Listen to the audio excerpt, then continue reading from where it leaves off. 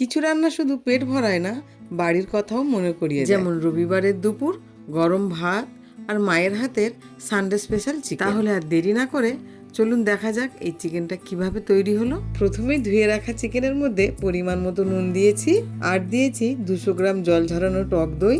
যেহেতু আমার চিকেনটা এখানে 1 কেজি ছিল, তো আমি এখানে 200 গ্রাম দই দিয়েছি। এবার আমি দিয়ে দিয়েছি এর মধ্যে আদা রসুন আর শুকনো লঙ্কার একটু পেস্ট, আর দিয়েছি কুচনো পেঁয়াজ আর একটু পোস্ত বাটা আর সর্ষের তেল দিয়ে ভালো করে মাখিয়ে এটাকে ম্যারিনেট করতে রেখে দেবো। এরপর আমি কড়াইতে তেল গরম করে কিছুটা আলু নুন আর হলুদ দিয়ে ভালো করে ভেজে নেব।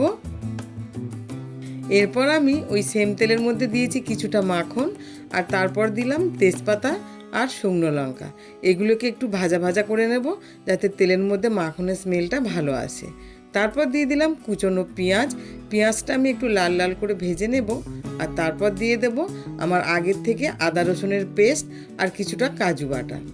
এরপর আমি দিয়ে দিয়েছি 3টে মাঝারি সাইজের টমেটো কুচি। 1 কেজি মাংসে আমি এখানে 3টে টমেটো নিয়েছি, আর দিয়েছি পরিমাণ মতো নুন, আর দিলাম একটু ধনের গুঁড়ো, একটু জিরের গুঁড়ো আর কয়েকটা কাঁচা লঙ্কা চেরা। এরপর আমি এই সমস্ত মশলাগুলো ভালো করে কষিয়ে নেব যতক্ষণ পর্যন্ত না এই মশলা থেকে তেল বেরিয়ে যায়। আর তারপর আমি দিয়ে দেব আমার ম্যারিনেট করে রাখা মাংসগুলো। মাংসটা দেওয়ার পর আমি ভালো করে কষাতে থাকবো প্রায় 15 থেকে 20 মিনিট। এই মাংস দিয়ে যে জলটা বেরাবে, আমি সেই জলের মধ্যে দিয়েই মাংসটা তৈরি করব। এই মাংসটা করার সময় আমি একটু জল ব্যবহার করব না, মাংসের জলেই পুরো মাংসটা আমি তৈরি করব। তারপর আমি ঢাকা দিয়ে দেবো, আর অবশ্যই গ্যাসের আঁচটা আমি কমিয়ে রাখবো যাতে মাংস থেকে ভালো মতো জলটা বেরিয়ে যায়। তারপর আমি দিয়েছি ওপর থেকে একটু চিকেন মশলা যাতে মাংসের স্বাদটা আরেকটু সুন্দর হয়।